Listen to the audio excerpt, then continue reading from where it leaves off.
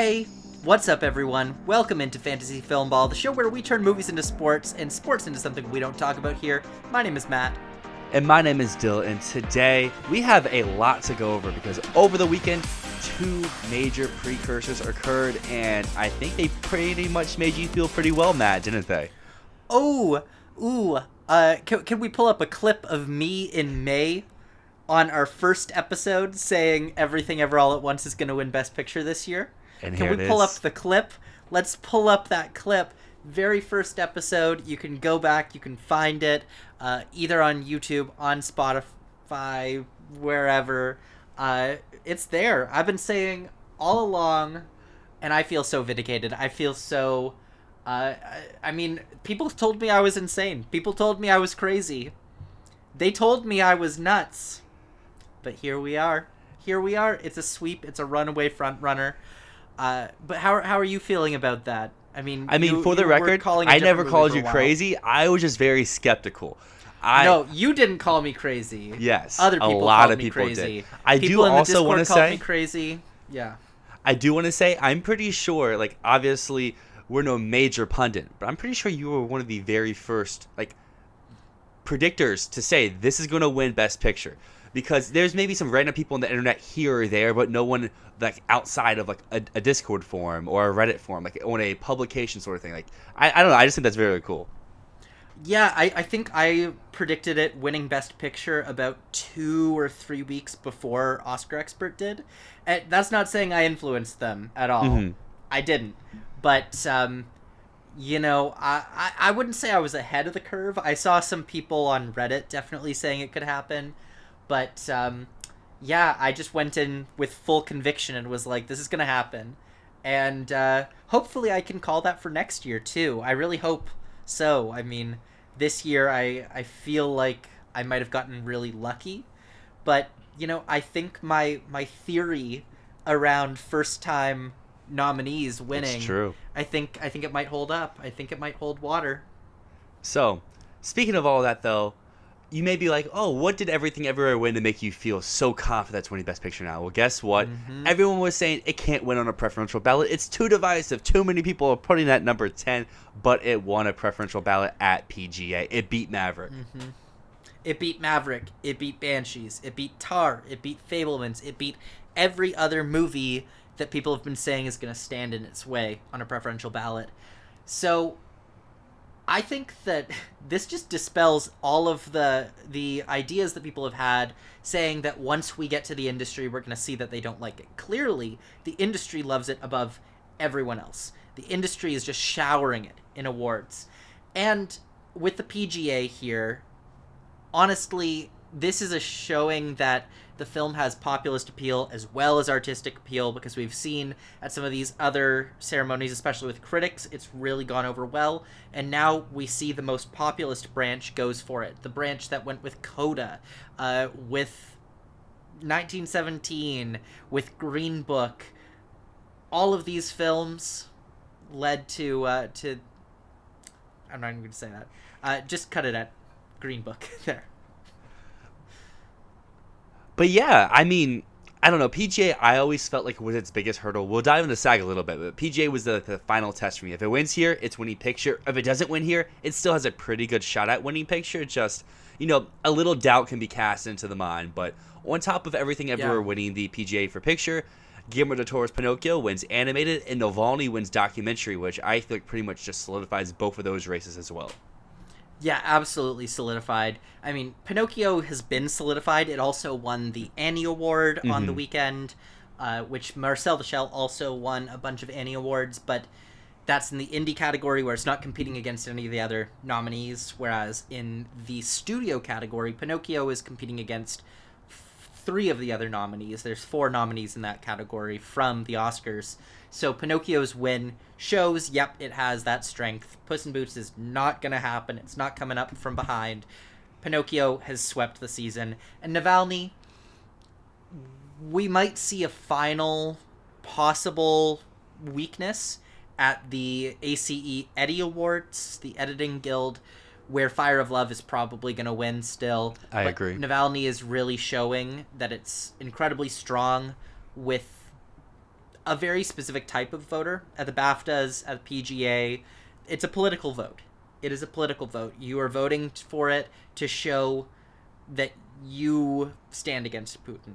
That's what it is in winning this. I think it's a great film too, but ultimately it's a political pick. ACE might go for Fire of Love because I don't think they care about the politics. They'll just like the archive footage editing. But yeah, I mean, I think it's locked up for the Oscars. I mean, you and I have both been saying for the longest that if Navalny gets nominated, it's winning. Its hurdle was the nomination, and that's where, like, earlier in the season, we were like, oh, maybe it's at number 6 in our rankings, maybe it's at number 5. We just don't know if it's getting in, while there's other stuff like Fire of Love or All the Beauty or All That Breeze. I was like, yeah, this is 100% getting in. And now the fact that it made that nomination, it's going all the way. By the end, I don't even think the nomination was the hurdle. I think it was the shortlist was the hurdle. And the shortlist was only the hurdle because our thought process was that because this came out in March of last year, March or April of last year, it had been out for a very long time, and it had a lot of buzz when it came out. Our argument around Navalny maybe not making it and not winning was that we thought it might peak too early, but it hadn't even begun to peak. It still hasn't peaked. You know, it's still climbing. So ultimately, that was our whole argument was, is the movie going to be forgotten about? Is it releasing too early? And ultimately, you know what this year has proved to me? There's no such thing as too early.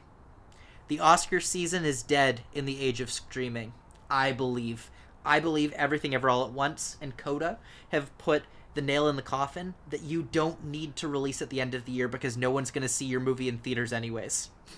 I agree with that. It's just the fact of the matter. No one's going to see it in theaters. So I would say Everything Everywhere proves that more than CODA. I still think CODA was a little bit of like the recovery from the lockdown and the pandemic and everything. Schedules were a little weird, but this year, normal theatrical schedule, no hiccups anywhere along the lines.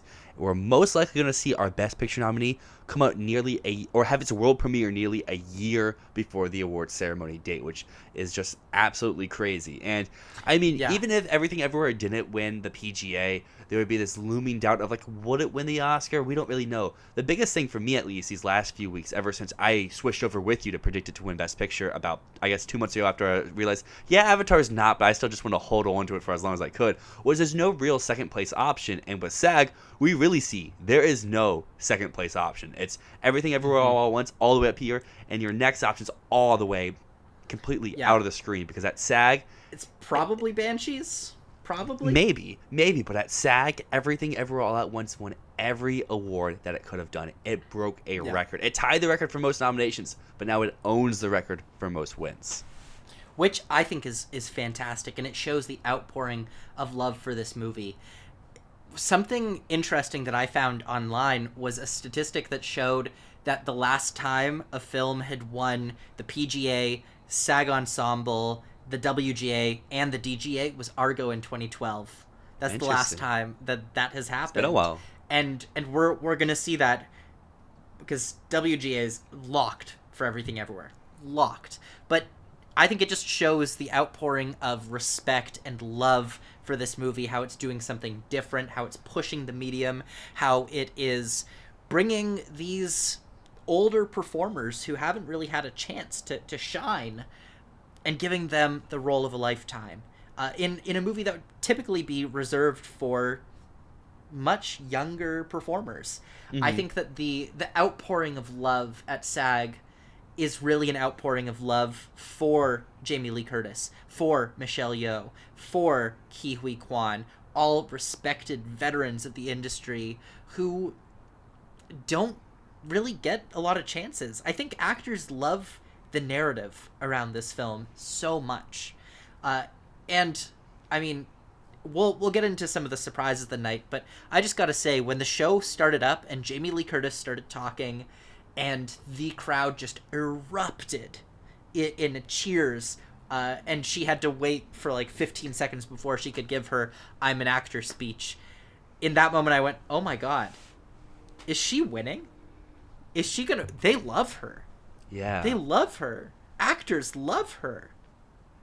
I mean, months ago when we first started to do our SAG talks, we're like, okay, there's one thing you can lock up for SAG. That's Everything Ever All at Once is winning ensemble. It fits the bill of what their recent winners have been. It's already a big movie, and even more so than like 4 months ago, it's the front runner. Of course, it's gonna win ensemble. And we made another take then that we didn't really stick to, and no one really did, because I saw this was our pretty, I don't want to say popular take, but a more common take then than it was even like 24 hours ago. And that was Jamie Lee's probably winning SAG because, like you said, people love her. This is an awards body where they could. And I think when she lost the Globe, people kind of just dropped that. Like, okay, she's not going to win anything. And as we saw, just like you mentioned, they just really, really love her. They adore her. She's the champion for, like, not the champion for the movie itself, but for the marketing of this she film. is. And she totally is the champion of the movie. And not meaning she's the number one. Yeah. But, like, just the outward of love for her just filled in right here, as we saw, like you mentioned, starting off the night with that loud cheer. This was the first film acting award that they gave out. So they really just set the ball running for this movie to go on and win all 4 of its nominations. Because I feel like we can kind of talk about all of them right here because they kind of fit together. Oh, yeah. Supporting actress for Curtis. Supporting actor for Kwan. Lead actress for Yo. And ensemble for the whole cast. The acceptance speeches that they gave, I think, are the biggest reason why this film will continue to win in the following weeks. Every single one of their speeches just showed they did the right thing. They really talked about the narrative of this film. They talked about how important it is on just a diversity and inclusion level, right? You get Kwan talking about how this award has never gone to an Asian actor. You've got Michelle Yeoh talking about how her heart wants to explode because she never thought that she'd have an opportunity like this. You've got Jamie Lee Curtis getting the entire audience to chant Michelle Yeoh and like she used her speech to talk about how amazing Michelle Yeoh is. Mm-hmm. It's genuinely incredible. Their speeches, I think each of those speeches was so endearing, and they said all the right things, and it's going to make voters watch those and go, maybe I was torn between Blanchett and Yeoh, but maybe I will go with Yeoh. I really like what she's saying. So maybe I'll go with Curtis. I didn't know what to do here, but maybe I'll go with her. I love her. I love what she's saying. That's where I was going to continue with this. Obviously, this submits Kwan. Hey, the BAFTA, it was just a misstep. Clearly, the BAFTA just didn't love the movie as everyone else seems to do. I do think now, like, as we were saying, it's probably like 90-10. I think it's 50-50 now. I think it's a coin flip, and voters are just going to go where they like more. And then supporting actress. Yeah, I think that Curtis winning here is more of a death blow to Bassett than it is to Condon. So to me, now, if Everything Everywhere is going to overperform this much, does she come along with the movie now for possibly 3 acting wins? Or does the Oscars do their normal, hey, we still trust BAFTA when everyone else is all over the place and still pull Condon? Because I don't know the exact stat, but I heard this the other day of where like a film's more likely to win one award in just supporting actress than it is to win in like some other categories for acting. So that could be Banshee's one win on the night compared to Everything Everywhere, which could, who knows? At one point we were saying maybe this movie's winning 3 with picture, maybe it's winning 4 with picture. It could win 6. It could win 7 depending on how far you really want to reach down with like editing and screenplay and stuff like that, score even. So I don't know. This just really shows to me that hey, it's not just critics who want to shower this movie with every possible award, because we saw that at CCA, and now we're seeing here at SAG, every possible award it went there. And will the same thing happen at Oscar? Not every award, but a lot of them probably. Yeah. So my take in the supporting actress category, generally, I think it still leans Condon, but I agree it feels like a bit of a death blow for Angela Bassett's campaign. Reason being that if any awards body was going to go overwhelmingly for a Marvel movie, especially a Marvel movie that had previously won awards there for the original film, and this is the sequel, SAG was going to be the one to go for Angela Bassett overall. And I think that when people started predicting her, they did so thinking she's going to win SAG. She's going to win SAG. That's just a step on the path. So yes, she has Golden Globe. Yes, she has Critics' Choice. But you could argue that at least the Critics' Choice voted her because they expected her to take the SAG and take it to the Oscars. The Critics' Choice largely votes what they think will win the Oscar, not what they actually want to win the Oscar. That's just a rule of thumb for the Critics' Choice Awards.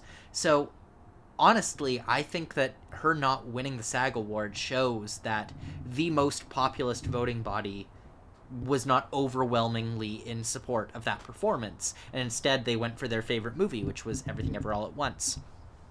Ultimately, though, the question I ask is, I think that BAFTA has traditionally had the greatest correlation because it typically is the week before Oscar voting. It's the last thing on people's minds. Oscar voting opens up on Thursday, and SAG is the last thing on people's minds. So I think that typical 3 or 4 a year correlation we get between the BAFTAs and the Oscars, this year I think that the BAFTAs are only going to get 2 right. I think it'd be really surprising. Really, really surprising. But at the same time, I don't think that they're going to get 1 right or 0 right. I don't think we're going to get a SAG sweep.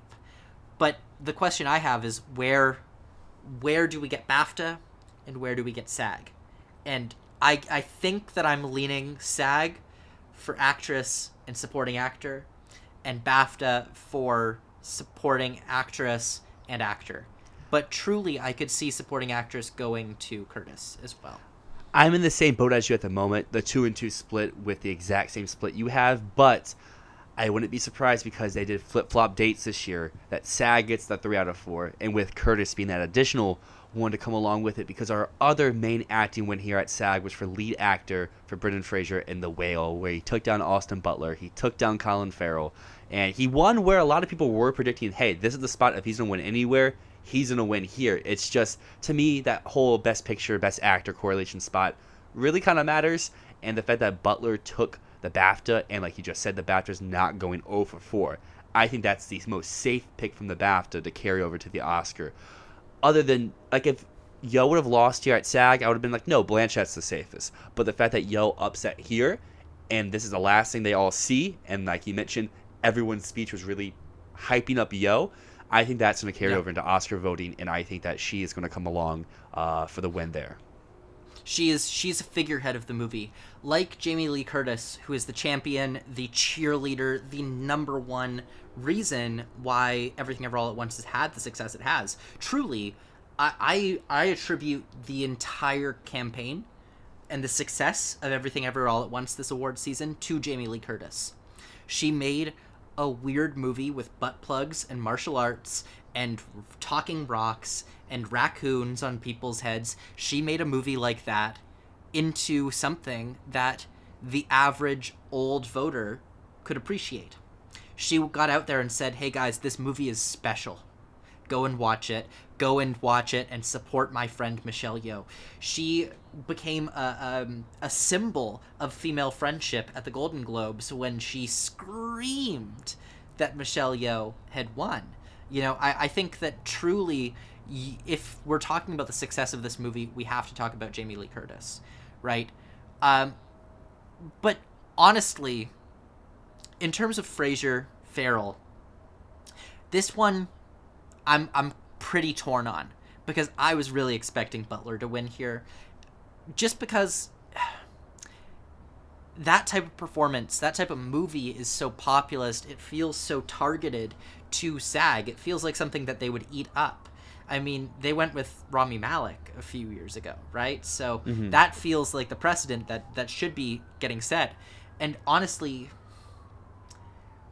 the only thing keeping me from changing my prediction is not only do I think that BAFTA is not going to go 0 or 1 for 4, right? That's one thing. But the other thing is Elvis is going to win in a bunch of other categories, right? And unless Elvis really underperforms, how do they go with the movie that would get only 1 win over... Yeah, how do they do that in Best Actor? But that said, man, Fraser's speech was really good. We talked about speeches leaving an impression. His speech was impactful. It left an impression.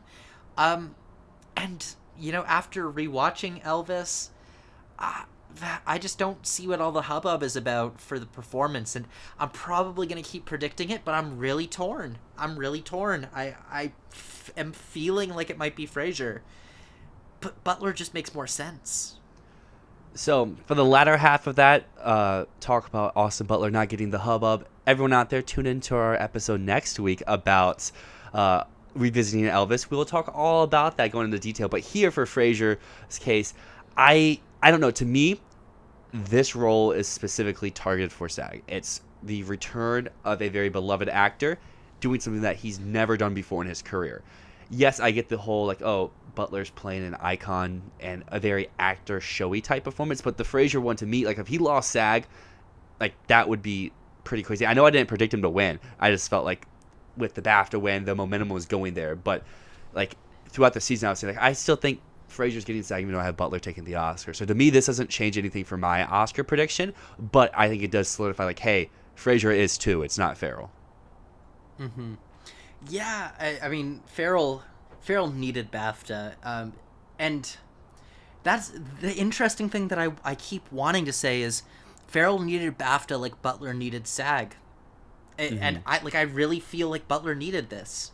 I really do, but at the same time, it just doesn't make sense for it to be Frasier, because that movie's not going to win anything else, whereas Elvis is going to take makeup and costumes. If Frasier wins actor, it's taking makeup. I believe that. There's no way it's taking makeup. There's no way it's taking makeup, right?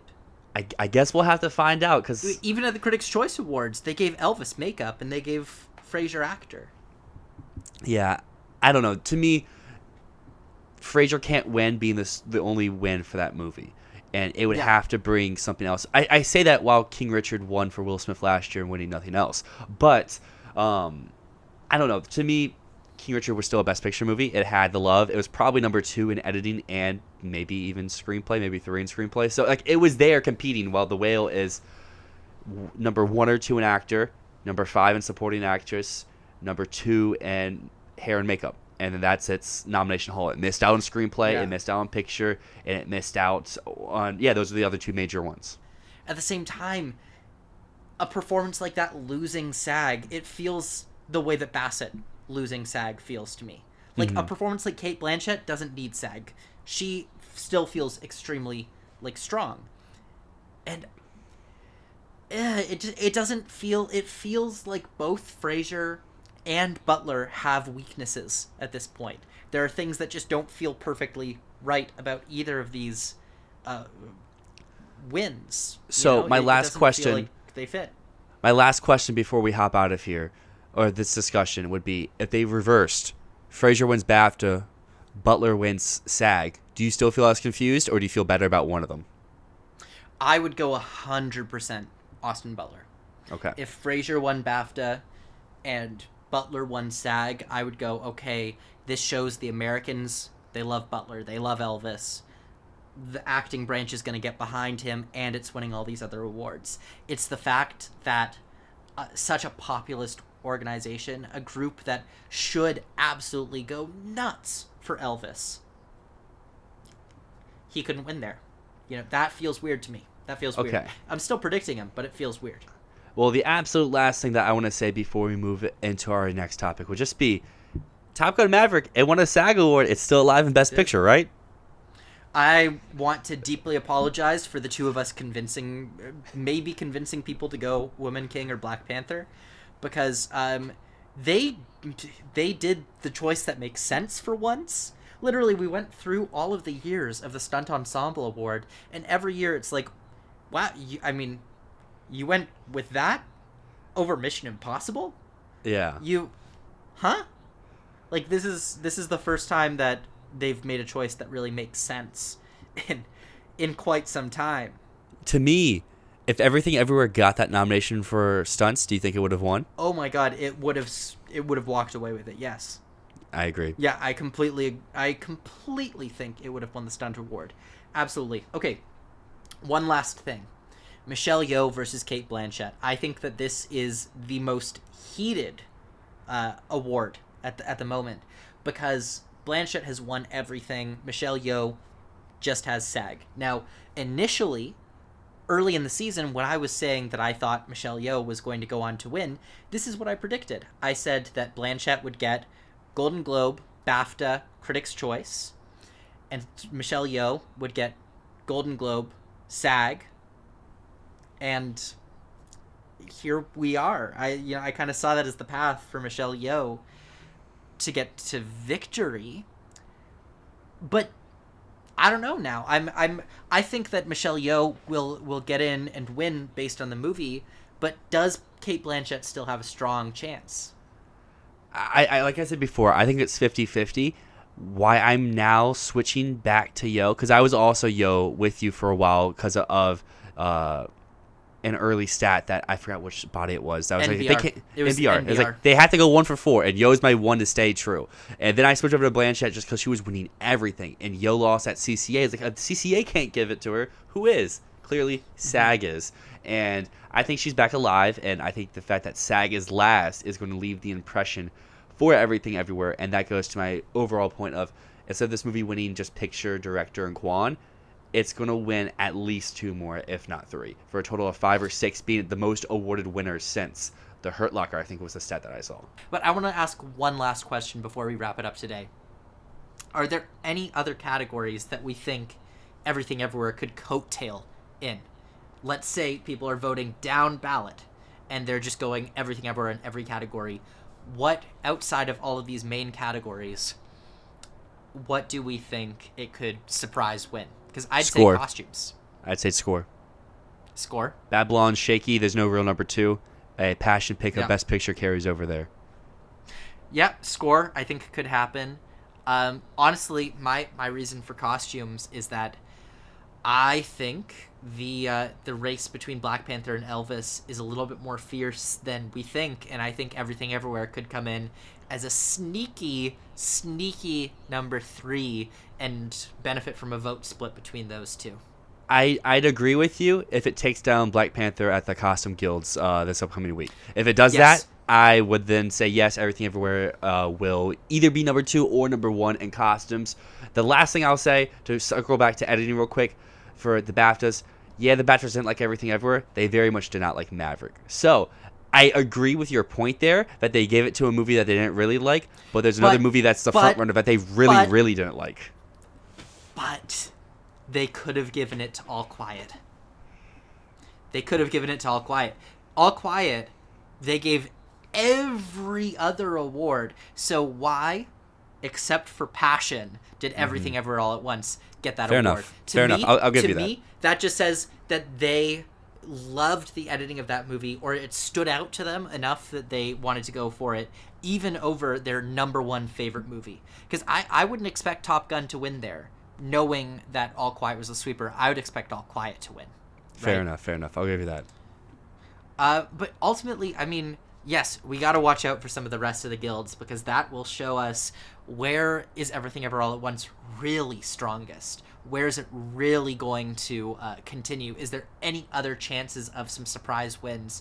Because we might be seeing the biggest sweep we've seen since the mid-2000s here, which I'm all for it, man. I'm all for it. This is exciting. It's so exciting to see a movie like this, a movie so scrappy and fucking weird. Just do this. I love it. I love to see it. Yeah, well, everyone out there, let us know. How many awards do you have Everything Everywhere for? Do you have it down at like 3 still, or are you coming up the ranks with 4, 5, 6, who knows, even 7? But until next time, my name is Dyl. And my name is Matt, and this is Fantasy Filmball.